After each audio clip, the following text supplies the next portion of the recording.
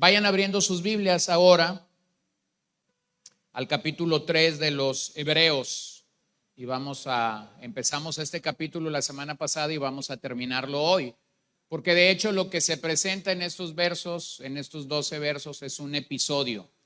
Entonces podemos ir un poco rápido porque básicamente se nos recuerda de un evento del Antiguo Testamento con el enfoque que el autor de los Hebreos tiene de llamarnos o de exhortarnos a la perseverancia alrededor de este pasaje.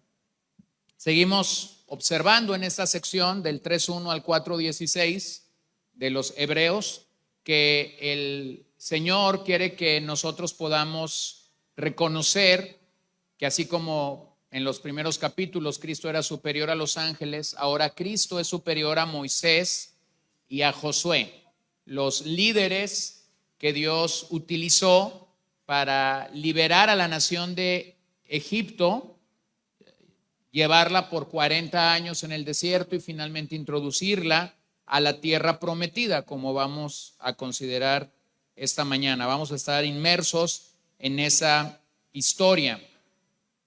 El verso que estamos tratando de memorizar, todavía estamos memorizando Biblia, o bueno, eso espero, es Hebreos 3 del 7 al 8.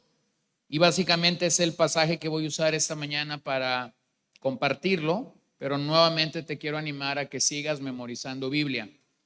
Si has sido constante, ahora puedes tener Hebreos 6, 19 y 20, Hebreos 1, 1 y 2, Hebreos capítulo 2, verso, ¿qué?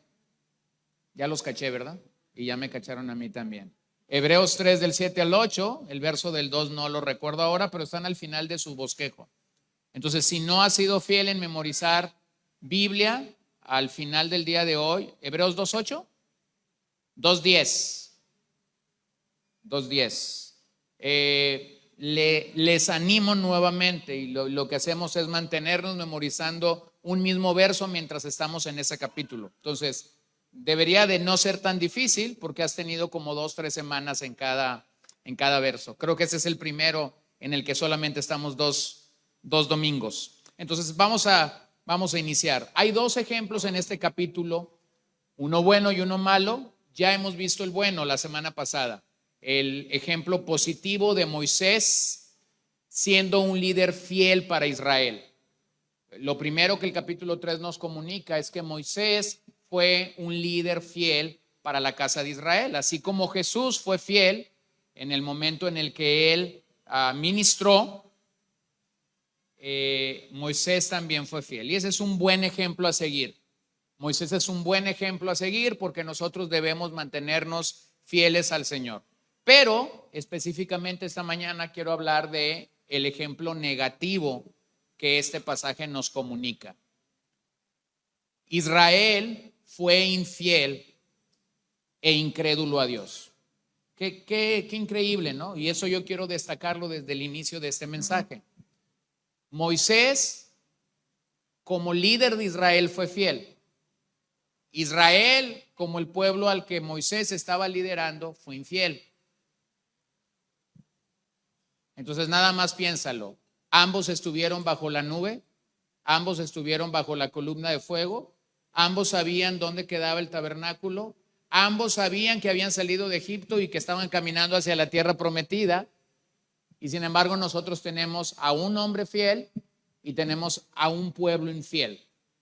Entonces aquí hay una gran enseñanza para nuestras vidas por contraste. Entonces vuelvo a asumir esta posición de la que ya hemos estado hablando.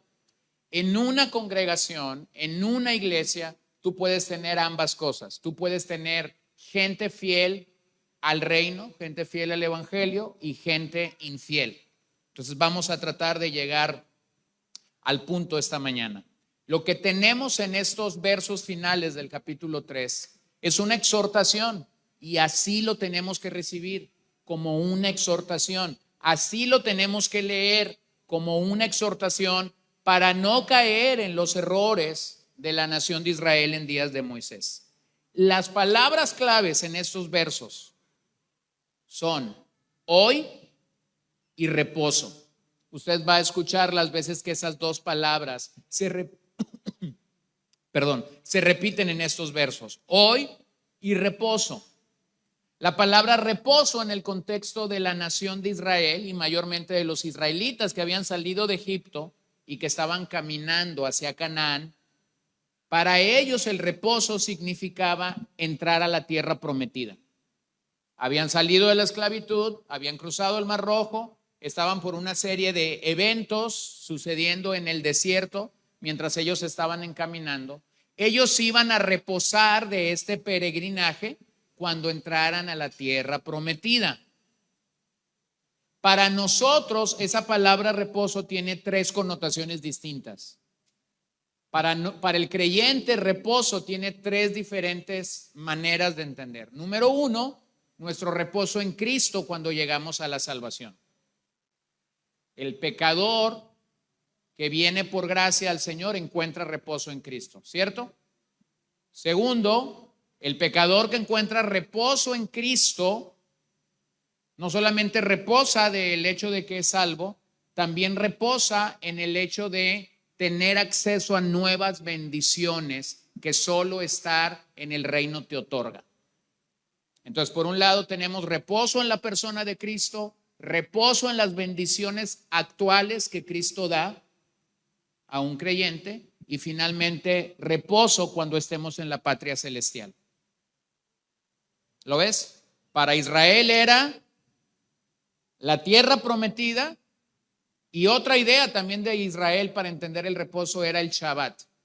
Ellos guardaban el sábado y era el día de reposo.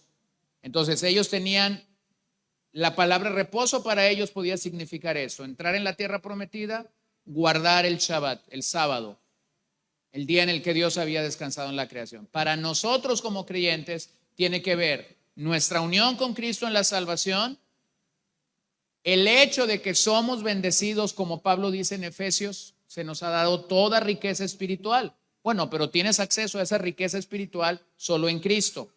No habla de un futuro cuando dice que somos ricos en el Señor o que somos ricos en Él espiritualmente hablando. Habla de presente. Entonces el creyente que encuentra reposo en Cristo está gozando de bendiciones presentes. Y finalmente el creyente tiene reposo cuando va a la presencia de Dios. Entonces, quise hacerlo ahora porque tenemos que cuidar la palabra reposo en este capítulo. Pero al leer estos versos, nosotros reconocemos que el Señor tuvo que disciplinar a esta nación y lo hizo en base a la incredulidad de este pueblo.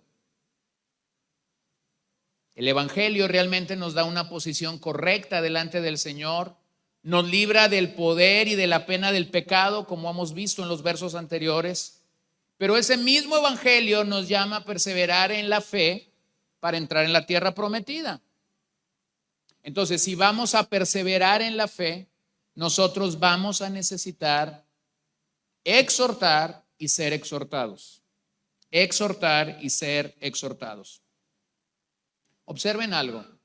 Cuando Cristo llega a esta tierra y encarna y comienza a desempacar lo que es el reino de Dios, inicia un nuevo éxodo. Nosotros tenemos el libro de Éxodo en el Antiguo Testamento y entendemos que eso es la liberación de un pueblo que estaba esclavo hacia la tierra prometida. Pero cuando Cristo viene, inicia un nuevo éxodo. Un nuevo éxodo que es mayor y mejor que la salida de Egipto, es con fines eternos, por lo tanto es mucho más grande que el primero. Pero el dato interesante es que ese éxodo en el Antiguo Testamento dura aproximadamente 40 años. Y cuando el autor a los Hebreos está escribiendo, más o menos han pasado 40 años. Han pasado 40 años desde que ese nuevo éxodo ha sido inaugurado en la persona de Cristo.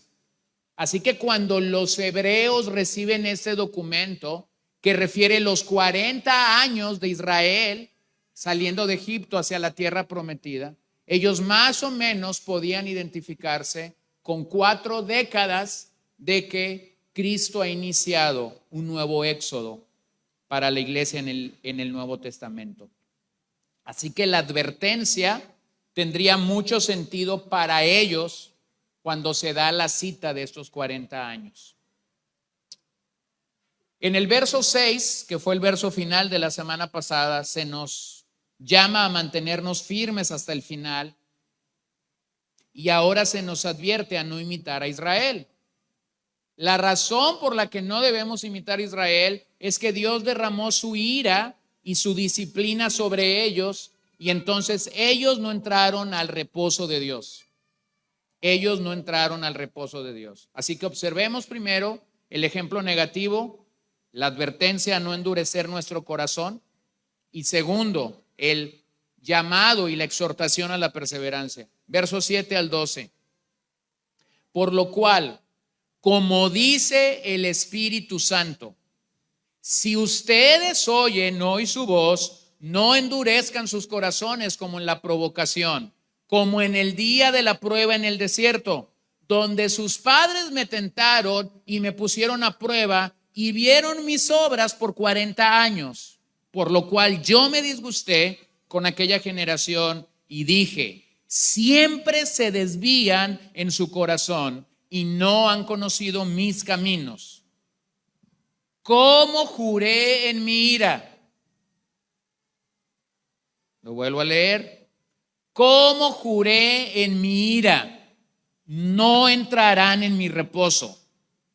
Tengan cuidado, hermanos, no sea que en alguno de ustedes haya un corazón malo de incredulidad para apartarse del Dios vivo.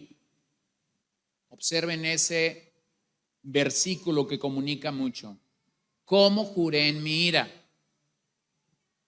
Bueno, no sé si te has puesto a pensar en eso, pero la Biblia no dice jamás que Dios no tiene ira. De hecho, la ira de Dios es uno de sus atributos muy poco estudiados, muy poco apreciados, muy poco entendidos para nosotros. Pero la Biblia jamás declara que Dios no tiene ira. Dice que es lento para la ira y es grande en misericordia. Entonces a ti y a mí nos gusta la misericordia, pero no nos gusta la ira.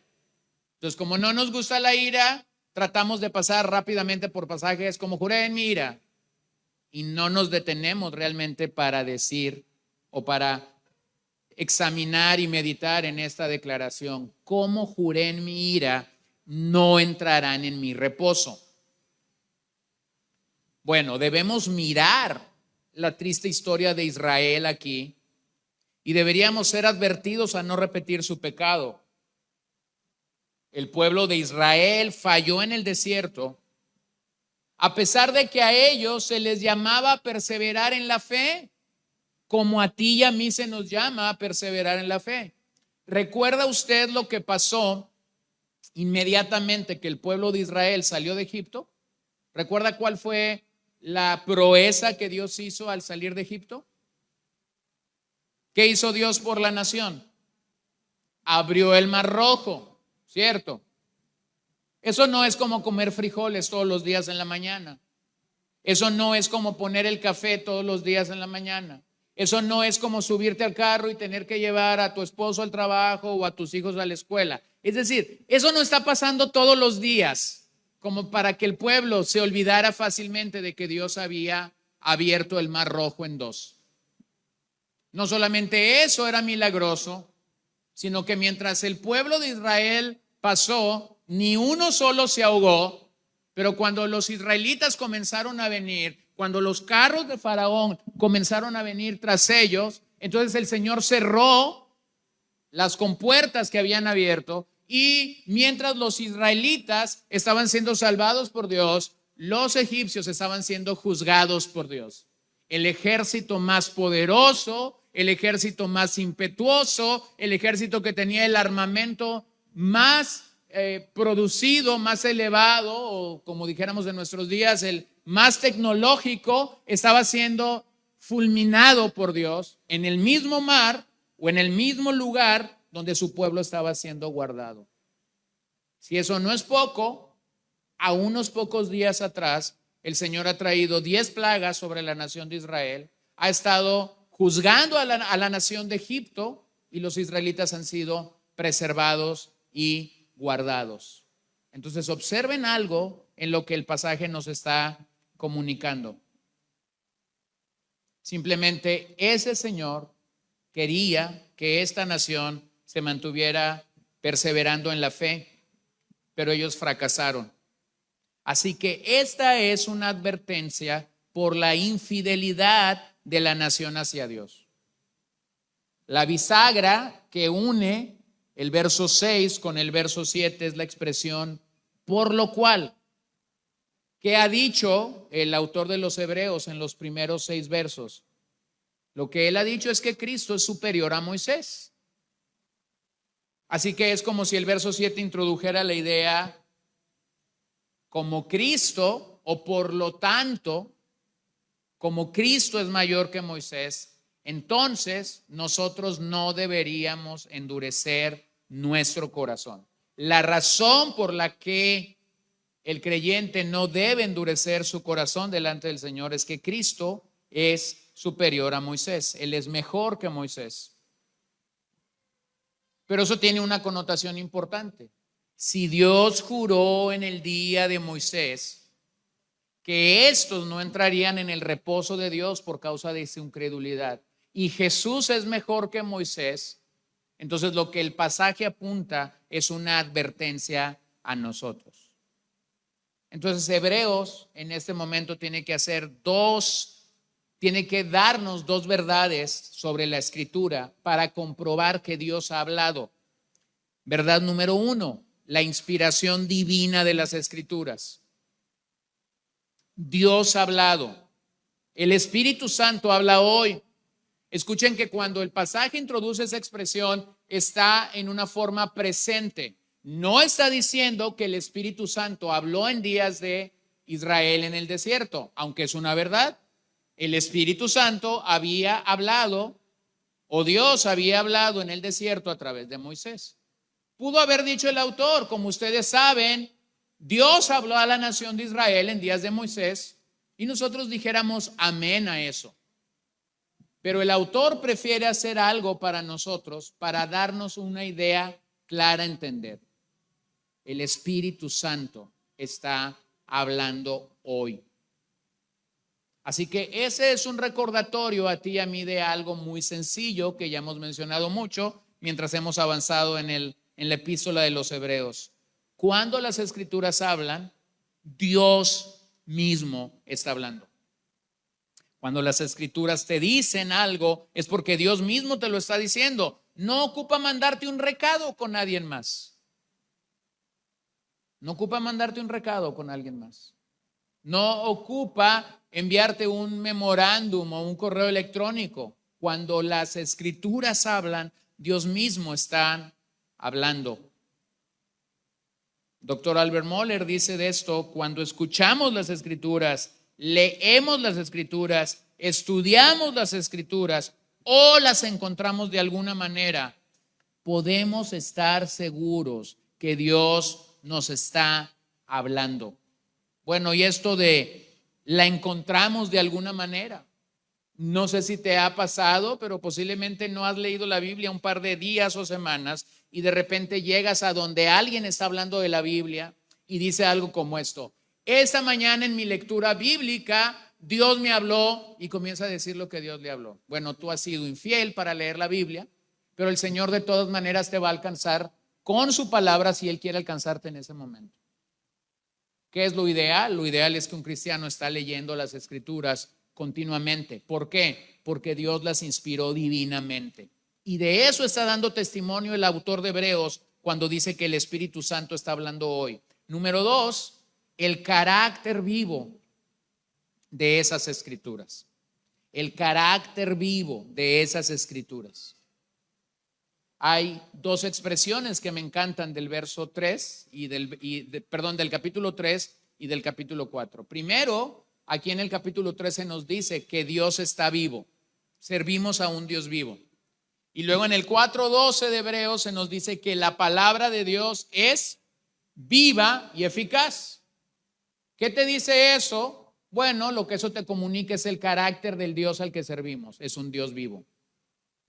Y ese Dios vivo tiene una palabra viva. ¿Ven?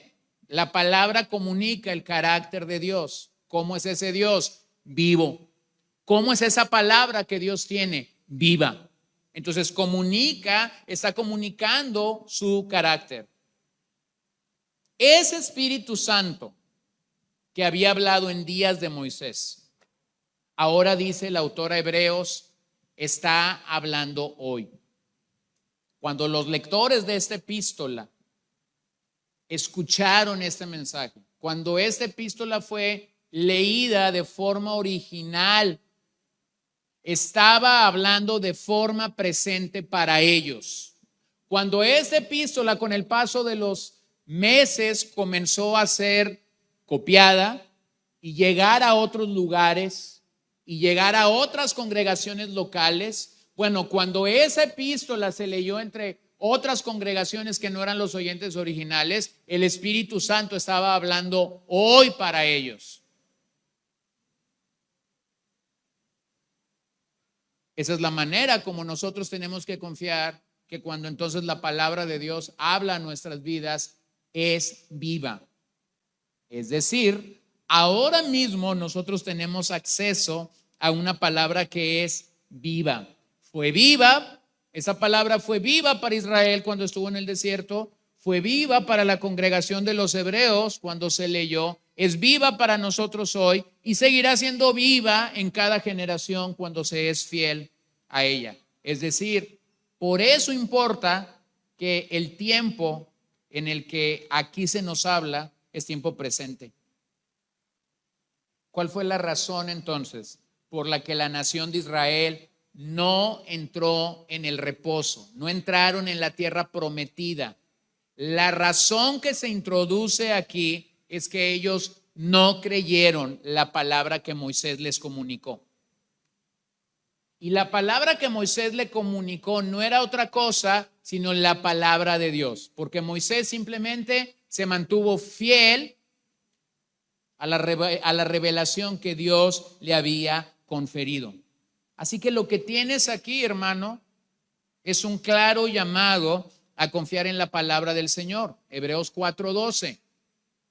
Porque la palabra de Dios es viva y eficaz y más cortante que cualquier espada de dos filos. Penetra hasta la división del alma y del espíritu, de las coyunturas y los tuétanos, y es poderosa para discernir los pensamientos y las intenciones del corazón.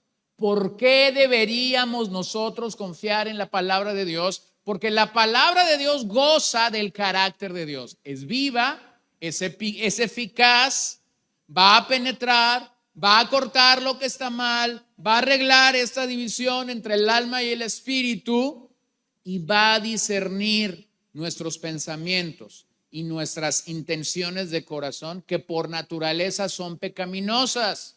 Entonces las va a corregir. Pero si yo no tengo acceso a esa palabra o si yo endurezco mi corazón a esa palabra, entonces lo que tú vas a comenzar a ver es un corazón endurecido y engrosado en tu propia vida. Entonces, ¿qué es esto? Sencillo. Los mandatos de Dios son para hoy, jamás para mañana. Nuestra fe es para el hoy, no para mañana. Nuestras convicciones son para hoy, no para mañana. Por eso es que tú te das cuenta, por ejemplo, le estás compartiendo el mensaje del evangelio a una persona y cuando se lo estás compartiendo, hay gente que te va a decir esto: búscame en unos años. Búscame en unos años. Porque ahorita yo quiero vivir mi vida en paz y quiero gozarla. Tú ya estás viejo, pero yo estoy joven. Entonces, a lo mejor en unos años.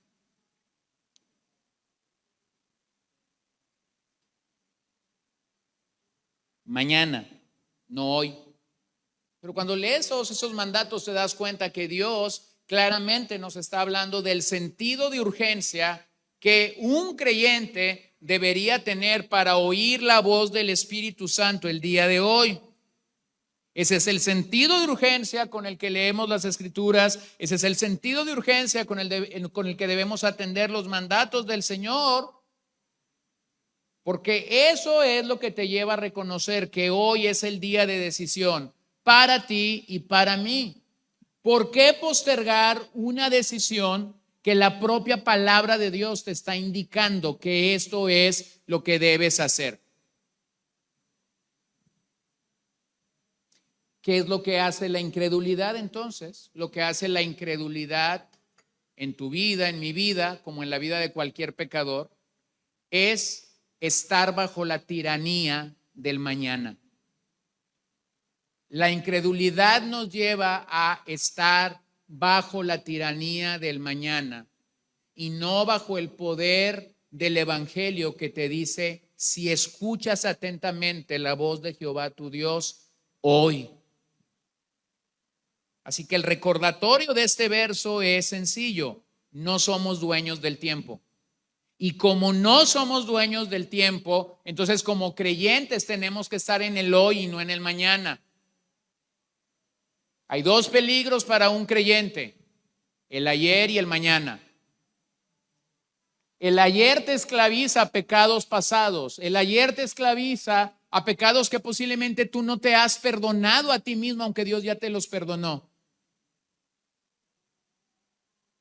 El mañana te lleva a vivir en una vida de tanta confianza donde no entiendes que el mismo Señor nos dice: no te jactes del día de mañana. Así que vean cómo en el pasaje entrar en el reposo de Dios dependía para Israel de escuchar y prestar atención a la voz de Dios. Hermanos, que alguien pueda prestar atención al mensaje del evangelio es un acto de la bondad y de la misericordia de Dios sobre nuestras vidas. Que alguien pueda decir: me voy a sentar a leer las Escrituras, me voy a sentar a escuchar esta clase, voy a escuchar este devocional, voy a escuchar a este maestro de las Escrituras, voy a ir el domingo a escuchar la palabra, es un acto de la bondad y de la misericordia de Dios. Entonces, ¿por qué despreciarlo? Entonces, ¿por qué menguarlo? Entonces, ¿por qué vernos incrédulos cuando esto está siendo desplegado? Cuando Dios te está dando todas las posibilidades y todas las capacidades para poder hacerlo. Bueno, la realidad es que recibimos la palabra para salvación, pero después debemos obedecerla y seguirla fielmente. De forma original, recibes el mensaje para ser salvo. De forma progresiva, sigues recibiendo ese mensaje para ser santo, para ser cada día más y más como nuestro Señor Jesús. La advertencia que el autor de Hebreos utiliza viene de Salmo 95. Por eso leímos el Salmo mientras cantábamos. Y la advertencia nos recuerda que mientras Moisés fue fiel a Dios y su causa, el pueblo al que él estaba guiando se distinguió por algo en el desierto: su incredulidad, su desobediencia, su infidelidad. Este Salmo 95 era utilizado en las sinagogas sábado tras sábado. Sábado tras sábado, cuando la gente se reunía para buscar a Dios y para leer la ley en la sinagoga, ellos abrían sus servicios con Salmo 95. Y la razón por la que usaban Salmo 95 para abrir sus servicios es que ellos querían asegurarse de algo: que el pueblo actual que escuchaba la palabra de Dios no cometiera el mismo error que los israelitas habían cometido en el desierto: endurecer su corazón y ser incrédulos. Entonces vean lo que dice Éxodo 17:7. Y puso a aquel lugar el nombre de Masa y Meriba por la contienda de los israelitas y porque tentaron al Señor diciendo: ¿está el Señor entre nosotros o no? Bueno, si ustedes van en sus Biblias y posiblemente estas palabras Masa y Meriba tienen un numerito y van y lo buscan, encontrarán lo que eso significa. Pero la Septuaginta tradujo Masa y Meriba como prueba y rebelión. Entonces, cuando los judíos escuchaban acerca de estos lugares que vienen de Éxodo 17, lo que ellos estaban realmente recordando es que el pueblo de Dios se había rebelado y había puesto en prueba a Dios mismo. Ahora, ¿puedes imaginarte eso? Poner a prueba a Dios mismo. Rebelarse a Dios. Éxodo 17. Éxodo 17. El mar acaba de ser abierto. Éxodo 14 y 15. Ha pasado apenas un poco tiempo. Posiblemente los israelitas todavía olían a mar. Posiblemente los israelitas todavía estaban traumados por el evento que acababan de ver y sin embargo ellos probaron a Dios y se querían rebelar. Ahora vean en Números 14, 22, 23. Ciertamente todos los que han visto mi gloria y las señales que hice en Egipto y en el desierto y que me han puesto a prueba. ¿Cuántas veces? ¿No les bastó Éxodo 17? ¿No les bastó Masa y Meriba? Dice Moisés, han puesto a prueba al Señor estas 10 veces. Dígalo conmigo, y no han oído mi voz. Entonces vean lo que Dios dice. No verán la tierra que juré a sus padres, ni la verá ninguno de los que me desdeñaron. Ustedes no quisieron oír mi voz, dice el Señor. Entonces, ustedes no entrarán a la tierra prometida. Y eso nos permite entender algo de la persona de Dios. Dios no está atado a su palabra,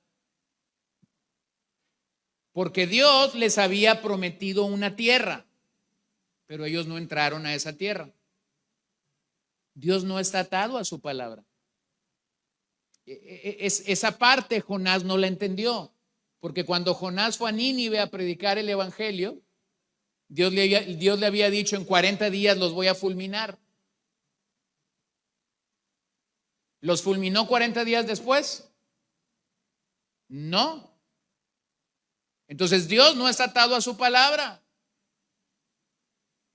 Él mostró misericordia, los fulminó después. Y hay un libro que nos relata eso. Y puedes ir y leer el libro de Nahum y ver cómo Dios acabó con Nínive. Pero entonces vean el verso 30. De cierto que ustedes no entrarán en la tierra en la cual juré establecerlos. Es decir, había jurado que iban a entrar. Excepto Caleb, hijo de Jefone, y Josué, hijo de Nun. Sin embargo, sus pequeños, de quienes dijeron que serían presa del enemigo, a ellos los introduciré y conocerán la tierra que ustedes han despreciado. Pero en cuanto a ustedes, sus cadáveres caerán en este desierto. Y sus hijos serán pastores por 40 años en el desierto y sufrirán por la infidelidad de ustedes hasta que sus cadáveres queden en el desierto. Entonces había jurado que entrarían a la tierra prometida, pero no todos entraron. Y después dijo y juró que no entrarían a la tierra prometida. ¿Quiénes? Quienes habían sido infieles a su voz. Y eso sí lo cumplió. Y tenemos certeza de eso en el capítulo 3 que estamos leyendo.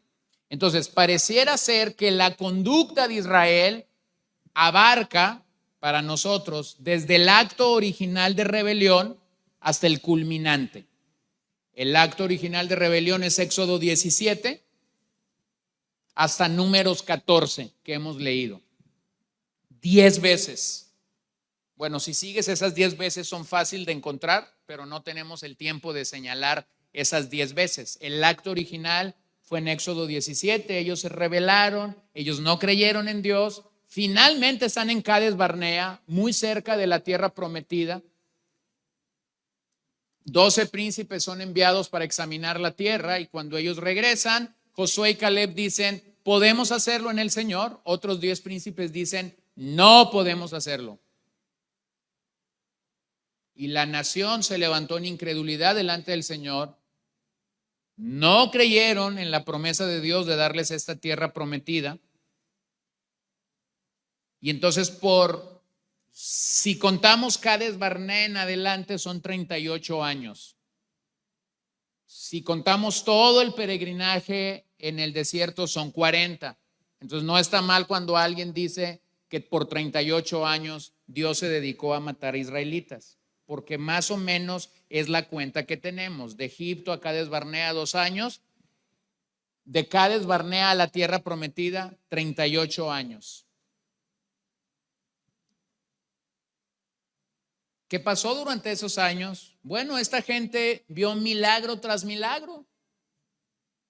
Las 10 plagas en Egipto, el cruce del Mar Rojo, el maná, las codornices, la ropa que no envejecía, el calzado que no era cambiado. Hermanos, vean cómo es que aún cuando el Señor jura no van a entrar en la tierra prometida, el Señor no les dejó de mostrar su misericordia. El Señor seguía siendo clemente para con ellos a pesar de que había emitido un juicio. No entrarán en la tierra prometida. ¿Quiénes entraron? Bueno, entró Josué, entró Caleb y entró la congregación que era menor de 20 años cuando el evento de Cades Barnea se suscitó. Es decir, cuando Dios juzgó y dijo, ustedes no van a entrar, los que la salvaron eran los menores de 20 años. Y lógicamente los israelitas se reprodujeron durante los próximos 38 años. Así que más o menos vamos a pensar que los jóvenes de 19 años, cuando Josué y Caleb se pararon y dijeron que sí podían, bueno, han pasado 38 años, más o menos ellos deberían de andar en los 57, 56 años. Eran voy a usar esta expresión para que lo entienda, eran los ancianos de Israel. Josué y Caleb les llevaban básicamente unos 25, 30 años de edad. Realmente la nación que entra a la tierra prometida era muy joven.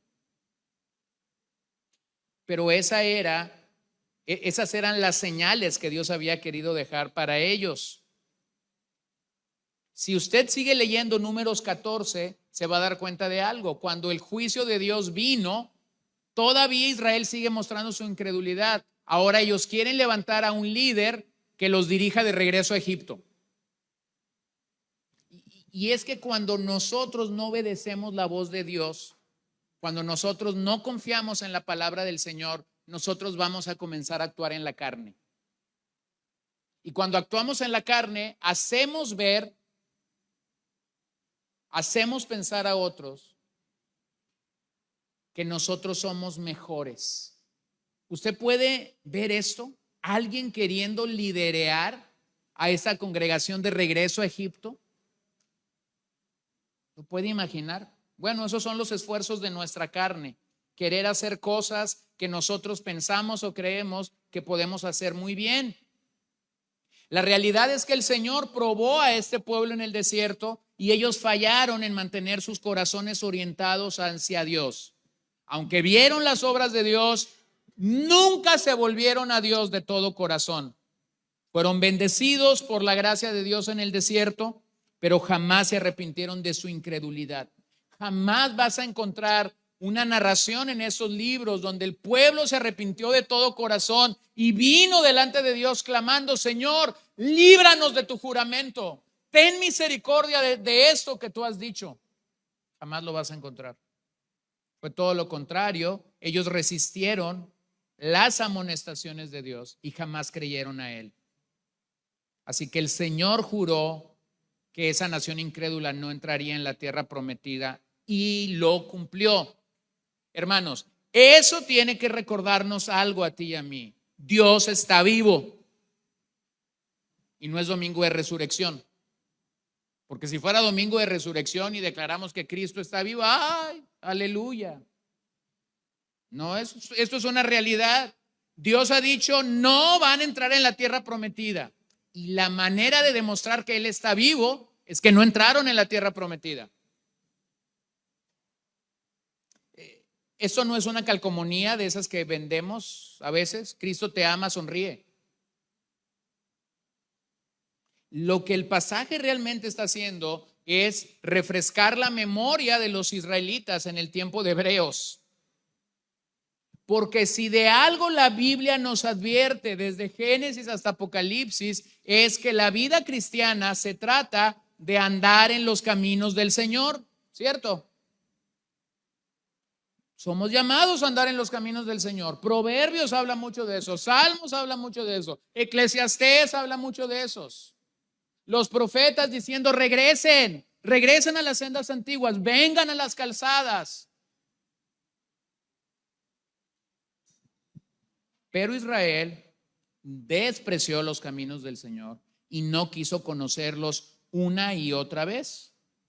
Así que el rechazo a la voz de Dios, dice este pasaje, produce endurecimiento de corazón. Rechazar la voz de Dios hoy, rechazar la voz de Dios mañana, rechazar esto pasado mañana, tarde que temprano tendrá como fruto el endurecimiento de tu corazón. Si esto fuera una receta, que claramente no es una receta, pero si esto fuera una receta que un médico está emitiendo, entonces diríamos que si el endurecimiento de corazón es una enfermedad, aquí está la forma rápida de llegar a endurecer un corazón. Sé insensible a la palabra de Dios y a su obra una y otra vez. Cuando tú eres insensible a la palabra de Dios una y otra vez, vas a comenzar a producir endurecimiento en tu corazón. Cuando el Dios de la Biblia está obrando, está hablando para ti, está haciendo algo nuevo cada mañana, sus misericordias están siendo nuevas cada mañana y tú no lo ves, tu corazón va a comenzar a ser endurecido. Entonces, si tú no estás respondiendo a la palabra de Dios y si tú no estás respondiendo a la obra de Dios, mi hermano, no te sorprendas que tu corazón sea endurecido. Porque has trabajado para ello. Has hecho todo lo posible para llegar allí. Entonces, somos llamados a la fidelidad del Señor. Y la promesa para nosotros es entrar a un reposo final. Voy de nuevo para que lo puedan ir más o menos calculando. Para el cristiano el reposo, número 1, está en Cristo en el momento de la salvación. Número 2, está en Cristo en el momento de percibir y ser parte de las bendiciones presentes. Y número 3, está en Cristo en el futuro, en un reposo final. Así que el pasaje te está llamando a eso, a encontrar tu descanso y tu reposo en Cristo. Para nosotros el reposo no es un lugar. Para nosotros el reposo no es una dirección. Para nosotros el reposo no es como subirte a un Uber y ver que el del Uber está siguiendo su ruta, la ruta que su celular le está marcando. Hace unos días tomé un Uber y mientras iba en ese Uber iba de mi casa a la casa de mis suegros y yo tengo mi ruta trazada, ¿verdad? Y mi esposa siempre me está diciendo de ida o de vuelta, ¿por qué no te vas por allá? Bueno, yo me subí al Uber y él agarró como si fuera no sé para dónde. Parecía que iba al centro en vez del fraccionamiento del parque. Iba por una ruta bien diferente. Y yo dije, caray. Bueno, está bien. Llegamos al reposo final o llegué al reposo final. Pero a veces como creyentes queremos entrar en ese reposo y le queremos decir al Señor, yo tengo mi ruta. Si tú tienes tu ruta, hermano, entonces tu corazón está endurecido. Porque corazones sensibles delante del Señor están queriendo hacer lo que el Señor realmente te está marcando. Entonces, este reposo no es un lugar, no es una dirección, es una persona. ¿Quién te puede dar descanso verdadero? ¿Quién? Solo el Señor. Solo el Señor. Él te puede dar descanso verdadero.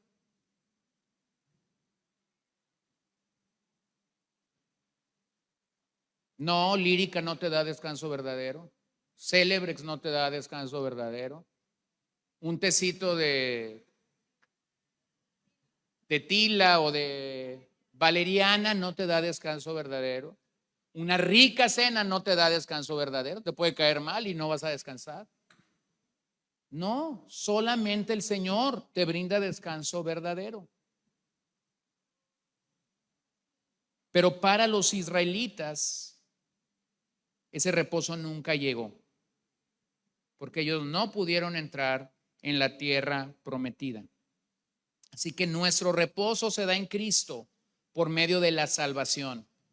Y a partir de ese momento, nosotros comenzamos a echar mano de nuestra herencia en Cristo. ¿Se acuerdan de Pablo diciéndole a Timoteo, echa mano de la vida eterna? ¿Qué es eso? Hermano, disfruta, estás en Cristo, goza de las bendiciones que Cristo tiene para ti.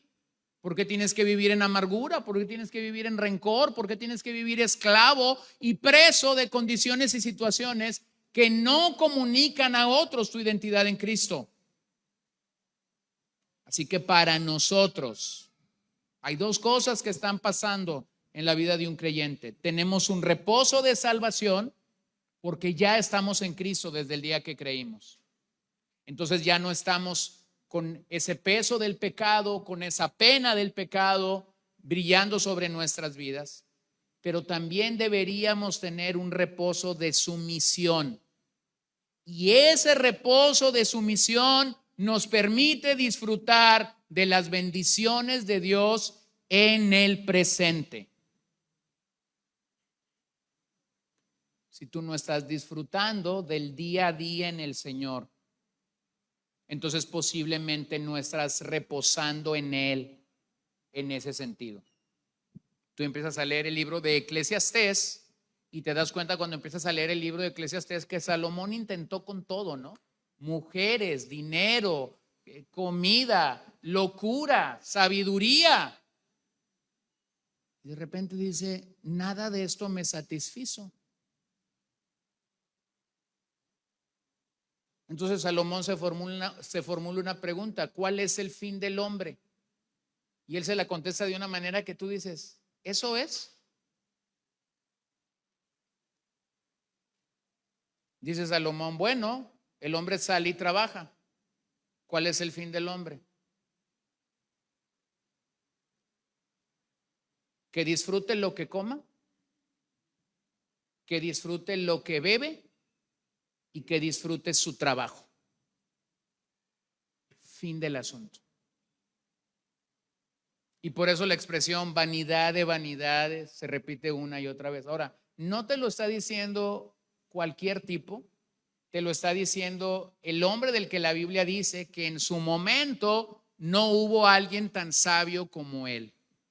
Entonces es como si Salomón te dice, inténtale con lo que quieras, yo ya hice tu chamba y vas a llegar a la misma conclusión que yo llegué. Entonces por eso Salomón nos da un tip de esto, una prueba de esto y nos dice, hay quienes lo tienen todo, hay quienes Dios le dio la capacidad de tener mucho dinero, pero les negó un don.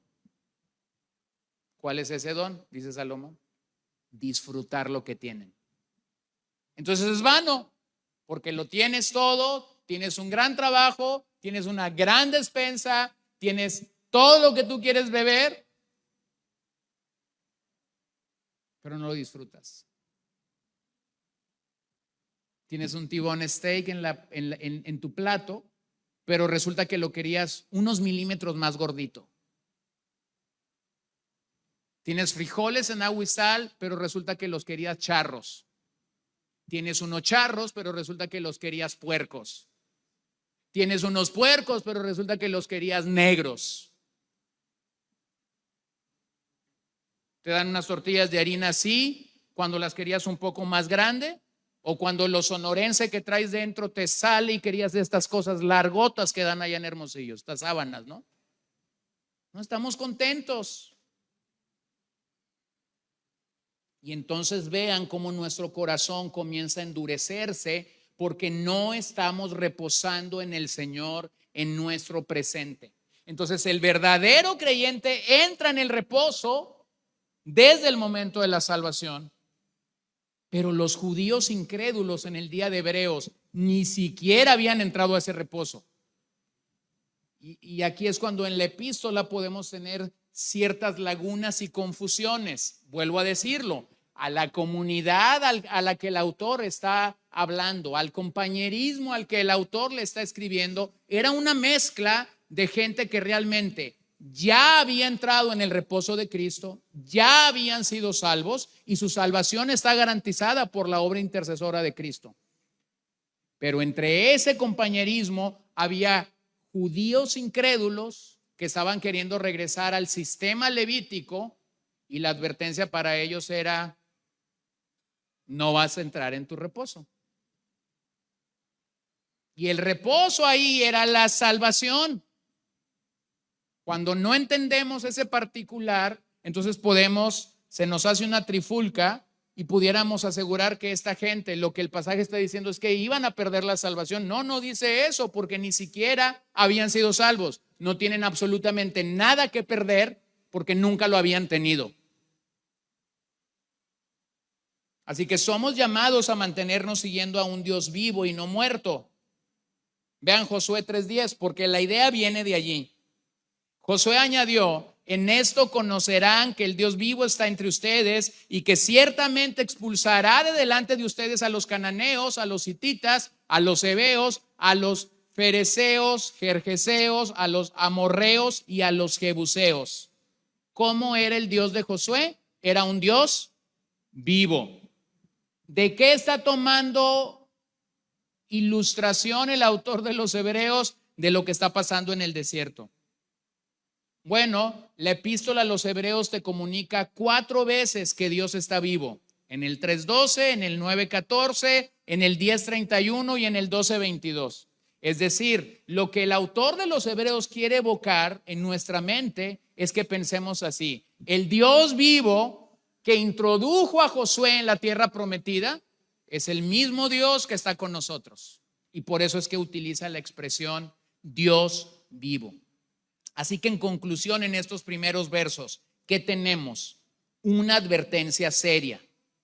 Al igual que Dios lo hizo con Israel, Él excluirá de su reposo a los rebeldes, a los incrédulos, a quienes no vinieron en fe para la salvación delante del Señor, no encontrarán reposo en Él.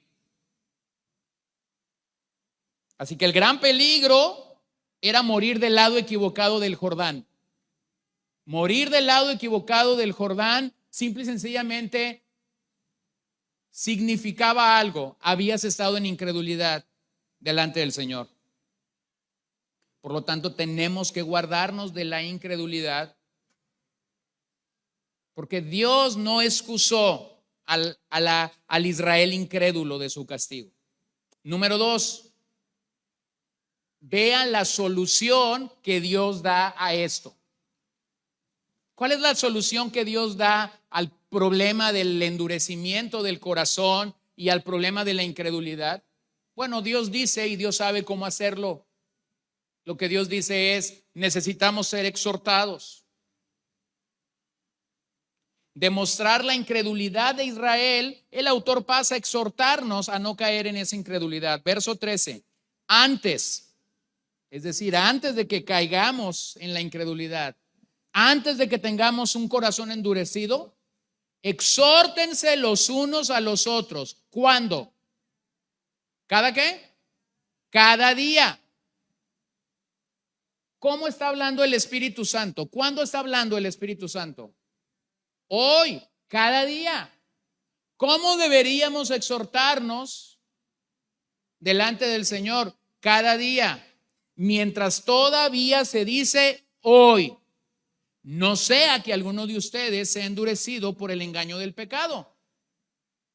Porque somos hechos partícipes de Cristo si es que retenemos firme hasta el fin el principio de nuestra seguridad. Por lo cual se dice, si ustedes oyen hoy su voz, no endurezcan sus corazones como en la provocación. Pero, y me detengo ahí, cuando la Biblia dice algo es importante, pero cuando la Biblia te vuelve a repetir lo mismo que nos dijo 3 versos atrás, es sumamente importante. No, el autor no se equivocó. No hay un error de edición donde el verso se repitió. Lo que hay aquí es una insistencia. La iglesia necesita escuchar la voz del Espíritu Santo, la voz del Hijo, la voz del Padre a través de las Escrituras, porque cuando las Escrituras hablan, Dios está hablando. Y nuestra respuesta ante su palabra debería ser no endurecer nuestros corazones.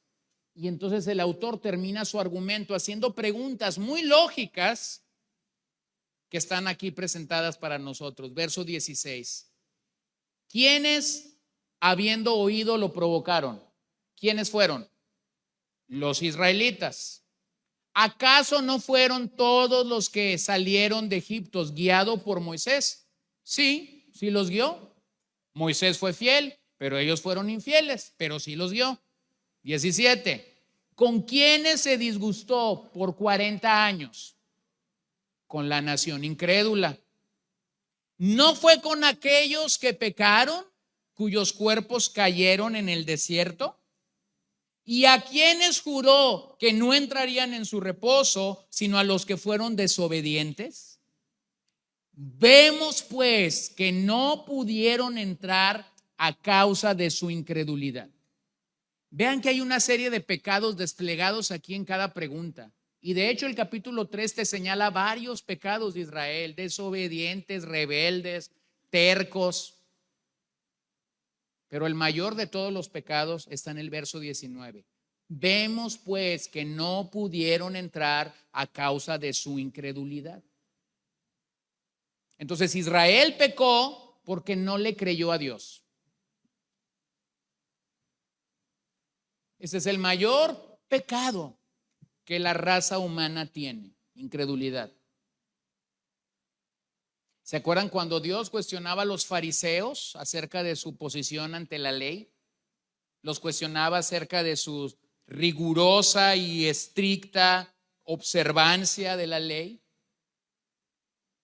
Pero precisamente este es el señalamiento que el Señor hace de los fariseos: ustedes son incrédulos. Porque si ustedes realmente siguieran a Moisés, creerían la palabra que Moisés les dio. Entonces Israel pecó simplemente porque no creyó a Dios. Ese tipo de corazón, la incredulidad, el corazón endurecido, nos pone en el camino que nos aleja del Dios viviente. Por lo tanto, debemos tratar con ese tipo de corazón. La incredulidad es lo opuesto a la salvación. La advertencia del profeta Jeremías sigue de pie: más engañoso que todo es el corazón. Entonces no puedes confiar en tu corazón. Cuidado cuando alguien te dice: sentí unas palpitaciones. Recuérdate, engañoso es el corazón más que todas las cosas. Es como cuando alguien te dice: es que yo sentí en mi corazón regalarte mi carro. Cuídate, porque a lo mejor mañana va a venir y te va a decir: ¿sabes qué? Siempre no. Que te firme de una vez ahí la factura por atrás. Porque el corazón es así. Puedes sentir palpitaciones, puedes sentir cosas, pero te va a traicionar. Entonces, ¿cuál es la solución para el corazón que se endurece? Lo dice el Señor aquí: la exhortación. No, no es una aspirina, no es un Tempra, no es una vacuna, no son 12 sesiones liberadoras. La solución es la exhortación. Los cristianos debemos animarnos mutuamente. Y Hebreos dice, mientras haya esperanza. Quiere decir que puede llegar un momento en el que no haya esperanza, pues lo podemos deducir. Hay una advertencia clara en estos versos contra el camino superficial. La idea original de la exhortación es cuidado, y está dirigida a cualquiera de vosotros. Ningún miembro está libre de esta advertencia, y lo voy a explicar otra vez. En ese compañerismo que puede haber entre judíos salvos que están en Cristo y judíos incrédulos que pasan como creyentes pero no son creyentes, en ese compañerismo la advertencia es válida para ambos grupos. Para los que tienen una fidelidad con el Señor y que están en Él y que son participantes de su naturaleza, y para aquellos que quieren regresar al sistema levítico.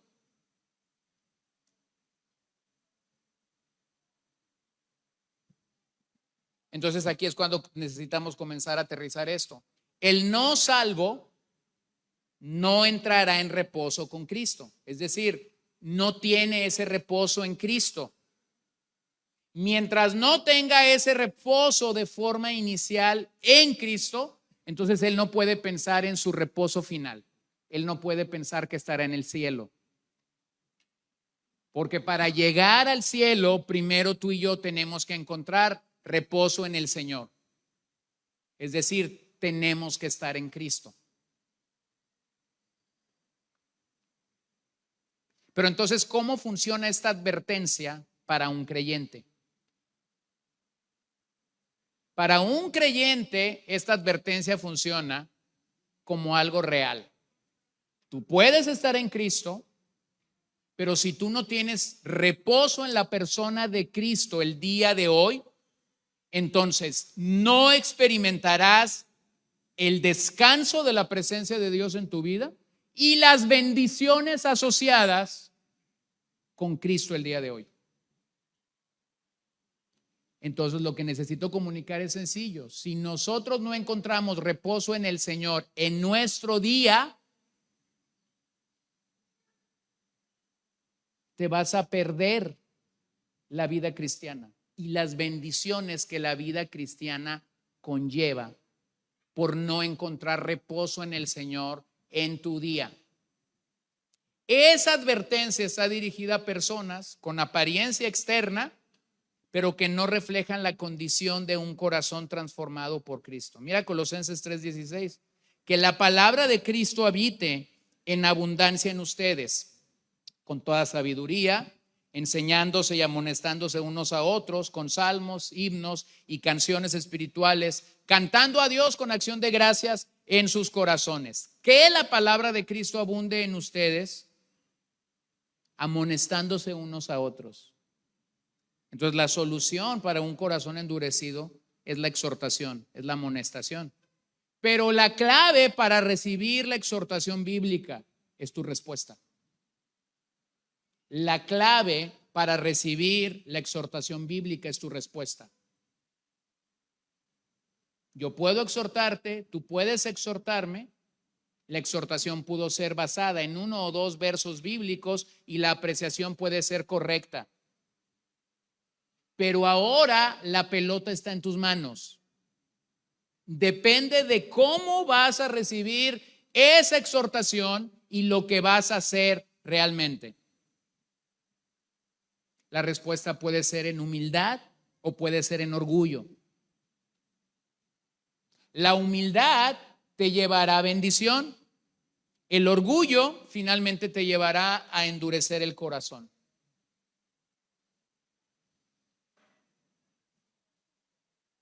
Entonces sí, es importante exhortarnos, pero en el caso que tú estás del otro lado de del asunto, es importante tu respuesta. Tu respuesta. Esa se dará en orgullo o en humildad. Ahora observa algo que está claramente para nosotros allí. Al sumergirnos en la vida de la iglesia local, recibimos cuidado, vigilancia, predicación bíblica y la exhortación de otros creyentes maduros en la fe. Esa exhortación nos protege de caer en el endurecimiento del corazón. Y todo esto se da en el presente, no en el día de mañana. Pero tristemente, el corazón endurecido no escucha la amonestación. El pecado cega a las personas de lo que tiene delante de sí mismo. La persona puede creerse salva cuando en realidad está en el precipicio. La persona puede sentir que está en un festín cuando su vida realmente está en el precipicio. Así que, hermanos, el endurecimiento espiritual realmente es evitable, pero se requiere de una atmósfera de aliento y de ánimo de personas maduras. Tú necesitas de un ambiente de aliento y de ánimo de personas maduras. Exhortación no es apapacho. Porque si el tipo de exhortación que yo recibo simplemente es que alguien venga y me diga, adulación no es exhortación. Es más, la adulación es el enemigo de la exhortación. De nada sirve que alguien venga y apapache algo que está pasando en mí, cuando realmente lo que la Biblia dice, exhórtense. Véanlo en los labios de Pablo, cuando él escribe a los tesalonicenses, en el 5:14. Les exhortamos, hermanos, a que amonecen a los indisciplinados, animen a los desalentados, sostengan a los débiles y sean pacientes con todos. Miren que ninguno devuelva a otro mal por mal, sino que procuren siempre lo bueno los unos para con los otros y para con todos. ¿Cómo resumimos el mandato de Pablo? Amonesta a los indisciplinados, anima a los desalentados, sostén a los débiles y sé pacientes con todos. Bueno, eso es necesario. Nunca se dice en estos dos pasajes que ya leímos, tanto el de Hebreos como de Primera de Tesalonicenses, no se dice que esta es la función del pastor. Está hablando de la función de la iglesia, aunque cuando asumimos el llamado pastoral entendemos que esta es nuestra función. Bueno, cuando tengo que hablar con alguien como pastor, en los últimos meses me he introducido con este pasaje. He tenido que tomar este pasaje y leérselo a varios creyentes. Les exhortamos, hermanos, a que amonecen a los indisciplinados, animen a los desalentados, sostengan a los débiles y sean pacientes con todos. Entonces hago la pregunta rápidamente: ¿en qué parte de estos tres grupos te encuentras? ¿Indisciplinado, desalentado o débil? Y el llamado que la Biblia hace aquí es: sean pacientes. Bueno, es una tarea de la iglesia entonces. Obsérvelo en el ejemplo de Israel. Los israelitas caminaron tan cerca de las bendiciones de Dios. Muchas, ¿no? Muchas bendiciones de Dios, pero no entraron en su reposo. Entonces, mis hermanos, esto es lo que pasa cuando un creyente no está encontrando reposo en el Señor en la actualidad. Va a caminar viendo las bendiciones de Dios para la vida de otros, pero no las va a ver para sí mismo, porque su identidad no está sólida en Cristo. Y si eso no es atendido, si eso no es corregido, si eso no es realmente trabajado en nuestras vidas, posiblemente lo que tú manifiestes es que ni siquiera has encontrado reposo posicionalmente en Cristo. Por eso el pasaje termina hablando de que el corazón endurecido rechaza el evangelio y conduce a un antagonismo total a Cristo. Cuando la palabra se ha rechazado una y otra vez, cuando la exhortación no está funcionando para ti, cuando la palabra del domingo, tú estás encontrando que alguien está diciendo, esto era para mí. Oh, cuán doloroso fue esto. Y tú estás diciendo, ¿de veras? ¿Te pareció que era para ti? ¿Te fue doloroso? No, para mí fue como ver el Super Bowl en la televisión. Cuidado. Cuidado. Porque lo que puedes estar mostrando es tu antagonismo total a Cristo. Y el resultado de eso un buen día será la apostasía. Ezequiel 36:26. Además les daré un corazón nuevo y pondré un espíritu nuevo dentro de ustedes. Quitaré de su carne el corazón de piedra y les daré un corazón de carne. Entonces, los cristianos tenemos un corazón de carne, no de piedra. Lo que denota que eres cristiano es que en la regeneración el Señor te dio un corazón de carne, no de piedra. Pero ese corazón pudiera tener endurecimiento en el sentido de lo que estoy hablando y perder la bendición presente de estar en Cristo. Solo la obra redentora y la gracia de Dios pueden quebrantar el corazón endurecido. Solo Dios. ¿Cómo dice el autor que ese corazón se endureció? Por el engaño del pecado, llevándonos a tropezar y negar finalmente la gracia de Dios. Entonces vean lo que realmente el autor está diciendo. Estos corazones que están tropezando jamás conocieron al Salvador. Jamás lo conocieron. El corazón se endureció por el engaño del pecado, llevándolos a tropezar y negar finalmente la gracia de Dios. Ellos jamás aceptaron la necesidad urgente de un Salvador, y ese corazón duro los condujo a la muerte eterna. Vean la evidencia interna de lo que estoy diciendo. Hebreos 10, 26, 29. Porque si continuamos pecando deliberadamente después de haber recibido el conocimiento de la verdad, ya que no queda sacrificio alguno por los pecados, sino cierta horrenda expectación de juicio y la furia de un fuego que ha de consumir los adversarios. Cualquiera que viola la ley de Moisés muere sin misericordia por el testimonio de 2 o 3 testigos. ¿Cuánto mayor castigo piensan ustedes que merecerá el que ha pisoteado bajo sus pies al Hijo de Dios y ha tenido por inmunda la sangre del pacto por el cual fue santificado y ha ultrajado al Espíritu de gracia? Bueno, es una pregunta. ¿Cuánto mayor castigo?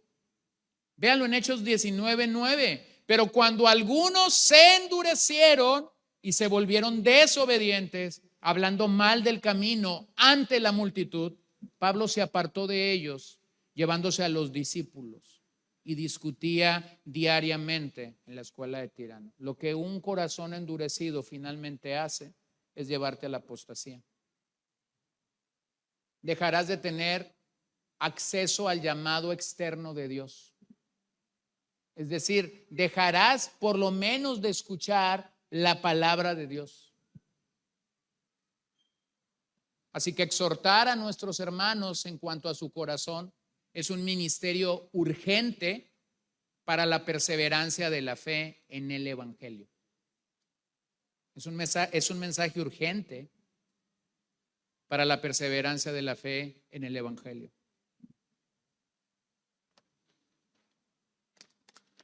Verso 14, porque somos hechos partícipes de Cristo, si es que retenemos firmes hasta el final, hasta el fin, el principio de nuestra seguridad. Una oración muy interesante. Somos hechos. Esa palabra original, jehonamen, es una palabra que está en tiempo perfecto. Es decir, habla de un estado perfecto. Somos hechos. Habla de un estado perfecto. Hay otra forma de traducirlo para que podamos entenderlo mejor. Hemos llegado a ello en el pasado y por lo tanto somos participantes. Es decir, fue algo que pasó en el pasado, pero de lo cual disfrutamos o gozamos en el presente. ¿De qué está hablando? Somos participantes o partícipes de Cristo. Y eso denota los privilegios del cristiano.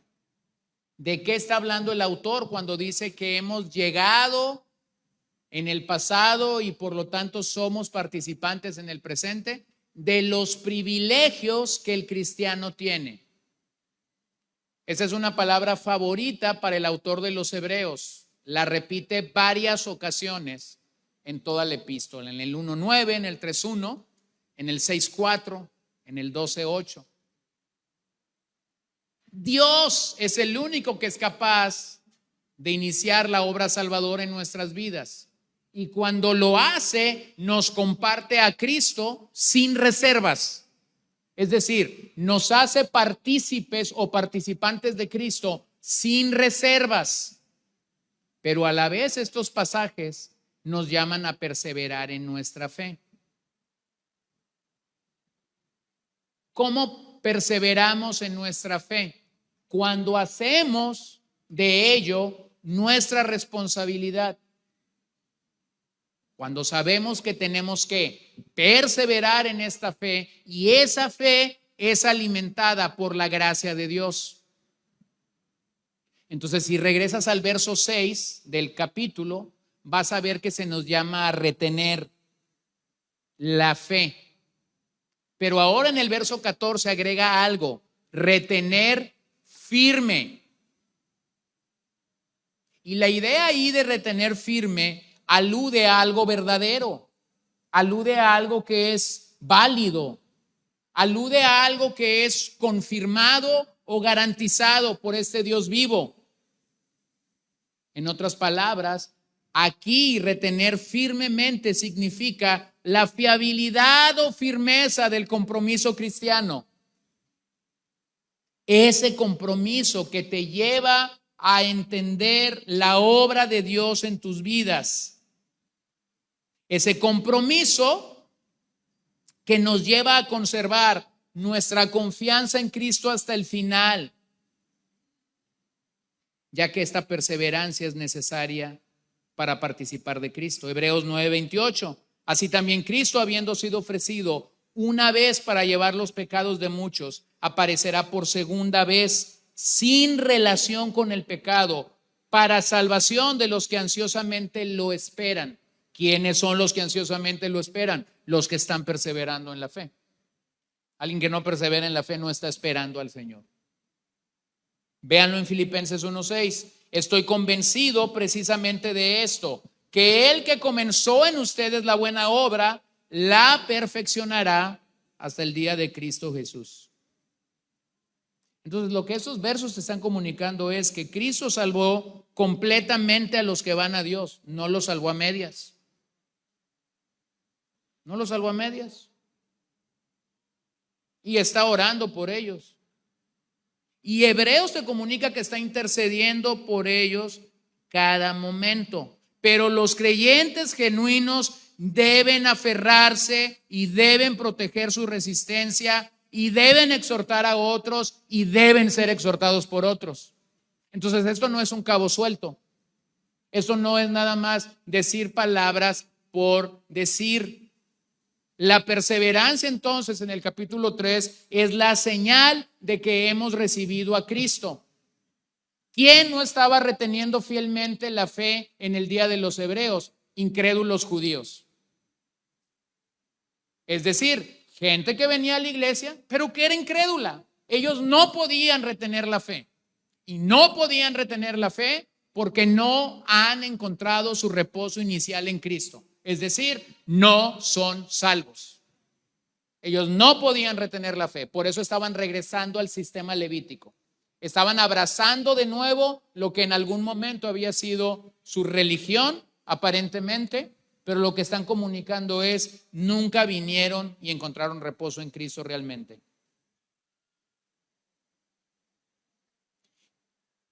Entonces, por deducción, cuando tienes a Moisés fiel y a Israel infiel, y luego se te presentan estas grandes verdades del Evangelio,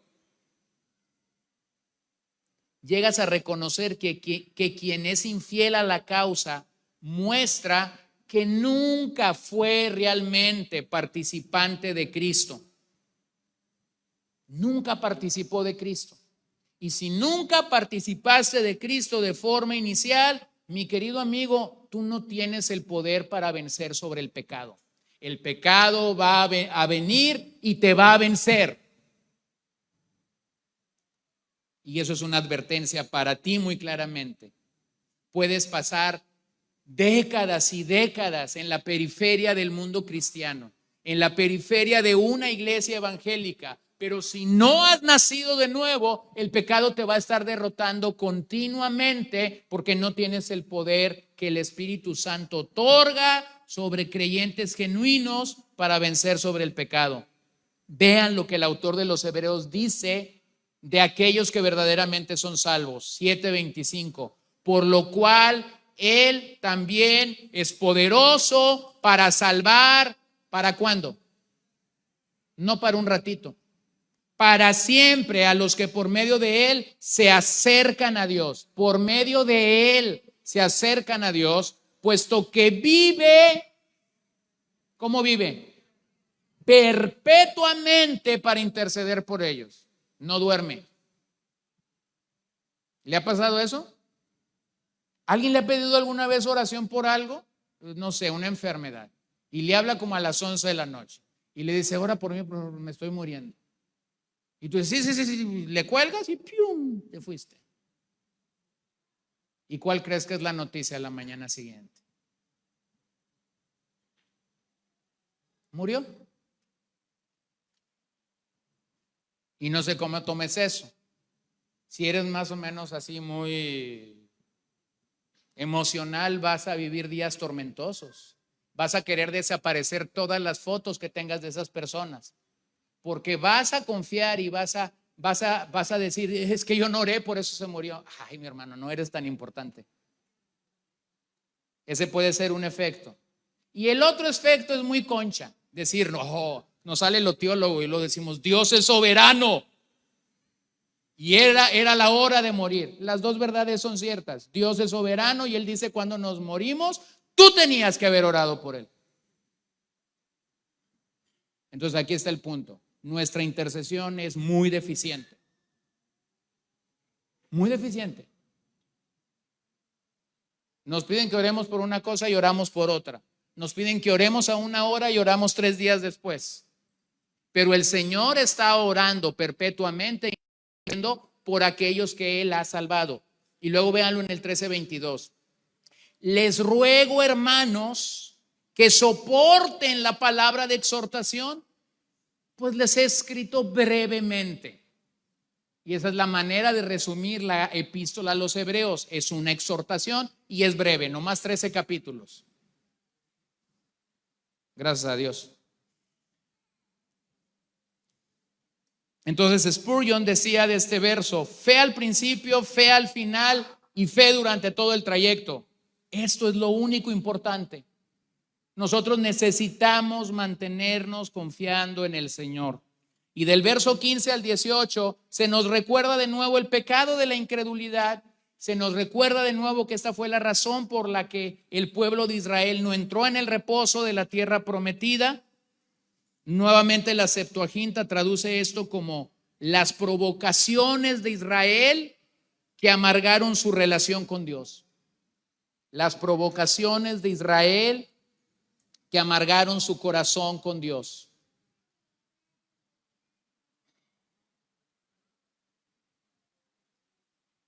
Al final del verso 18, el verbo que se encuentra ahí, desobedecer, es rehusar creer en el Evangelio. No es un desobedecer de no hacer algo. Es rehusar creer en el Evangelio. Entonces, ese endurecimiento del corazón realmente presenta un cuadro claro en este pasaje. Había personas en el compañerismo de esta iglesia que no eran realmente salvas, que no habían entrado en el reposo inicial con Cristo y ellos estaban apostatando. La incredulidad de Israel fue la esencia de su fracaso. Y aunque quisieron entrar en la tierra prometida en su carne, no pudieron hacerlo. Y no pudieron hacerlo simplemente porque Dios había jurado. Y siempre que el hombre intenta pelear con Dios, recuérdeme qué pasa. ¿Quién gana? Dios. Entonces, Deuteronomio 2:14. El tiempo que nos llevó para venir de Cades Barnea hasta que cruzamos al torrente de Ceret fue de 38 años. Ahí está el dato, por si no lo tenías. Hasta que pereció toda la generación de los hombres de guerra de en medio del campamento, como el Señor les había jurado. Entonces, cuando Dios habla, Dios cumple, aunque Él no está atado a su propia palabra. Pero cuando Dios está hablando, Él va a llevar adelante sus planes. Terminemos. ¿Qué aprendemos de esta exhortación? Bueno, yo mencioné 3 cosas la semana pasada y nada más voy a agregar 2 más, pero voy a regresar al bosquejo para que lo tenga claro ahí. Número 1, la fidelidad es una experiencia comunitaria. Si vas a perseverar en la fe, si vas a seguir fielmente al Señor, vas a necesitar una comunidad de fe. Un compañerismo que se da entre hermanos. Un compañerismo que se da y que te lleva a confrontar pecados, a confesar pecados, a alinearnos a la voluntad de Dios, a humillarnos, a poder saber que si Dios está enviando a esta persona para decirme algo, eso es un acto de la bondad y de la misericordia de Dios. No es que esa persona la trae contra ti. 2, los fieles perseveran hasta el final. La gente que realmente Dios salvó, Dios rescató del fango, del pecado, que hizo una obra maravillosa de gracia, van a perseverar. Los que no perseveran simplemente estaban ocupando una fila, pero no eran de entre nosotros. Entienda lo que Juan escribe cuando Juan dice, salieron de entre nosotros, pero no eran de nosotros. Es decir, no eran participantes de Cristo, no eran participantes de la naturaleza piadosa que viene del Señor. Número 3, la fidelidad es animado por un adecuado enfoque en Cristo. Yo soy animado cuando realmente estoy viendo que Moisés fue fiel, pero Cristo fue más fiel que Moisés. La obra de Moisés de fidelidad tuvo algunos aspectos, pero la de Cristo es más gloriosa.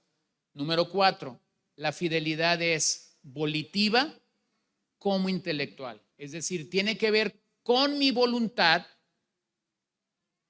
pero también tiene que ver con mi mente.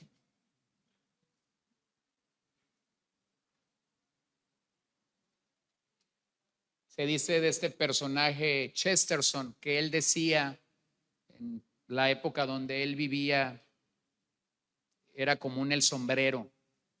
Y él decía que muchos contemporáneos de su día, cuando venían a la iglesia, no solamente dejaban el sombrero en la puerta, también dejaban su cerebro.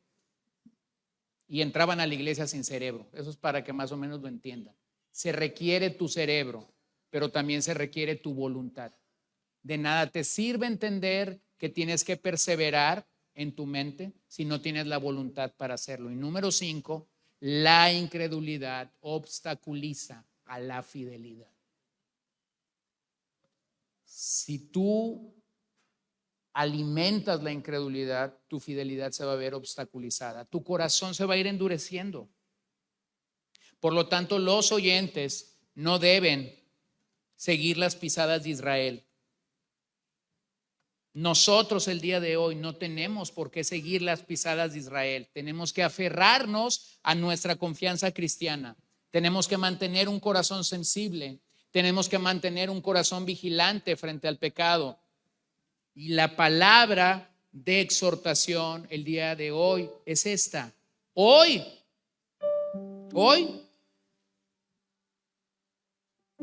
debemos responder al ministerio de la palabra.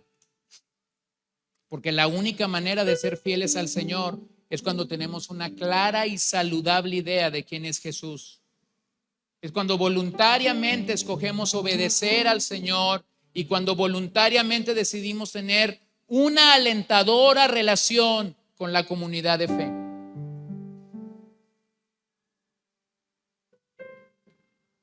Señor, ayúdanos no solo a ser oidores de tu palabra, sino a ser hacedores de ella. Señor, más de una vez hemos resistido tu palabra.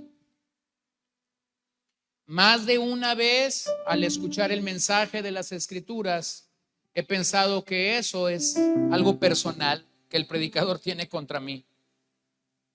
Cuando reviso el ejemplo de Moisés y de los israelitas en el desierto,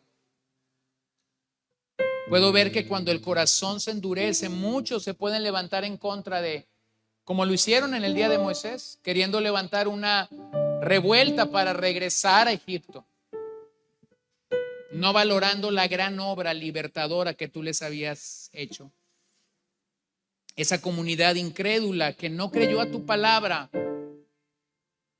y que en los próximos 38 años fue fulminada porque tú habías jurado que no entrarían en tu reposo, nos advierte, número uno, de la necesidad de encontrar reposo en ti. Y yo pido, Señor, que esta mañana, mientras tu palabra ha sido alzada, y si aquí o por transmisión o por video hay alguien que no ha encontrado reposo en Cristo, hoy pueda venir y ser salvo. Hoy pueda venir y confesar su necesidad de un Salvador. Que ellos puedan encontrar este reposo inicial en ti. Pero cuando pensamos en la congregación de creyentes, yo quisiera rogarte que podamos encontrar reposo en ti el día de hoy. Que disfrutemos las bendiciones presentes que tenemos. Que disfrutemos las riquezas espirituales que tenemos. Que dejemos de quejarnos. Que dejemos de enfocarnos en los demás. Que dejemos de pensar en lo que no tenemos. Y que vivamos agradecidos delante de ti, disfrutando de todo lo que tú nos has dotado en Cristo Jesús. Y mientras nosotros perseveramos en la fe y somos fieles a ti porque tú nos estás sosteniendo, porque tú estás orando al Padre por nosotros perpetuamente, un día entraremos en nuestro reposo final, estaremos en Sión, estaremos en la patria celestial y podremos ver cómo todo lo que has prometido para tu pueblo se cumplirá.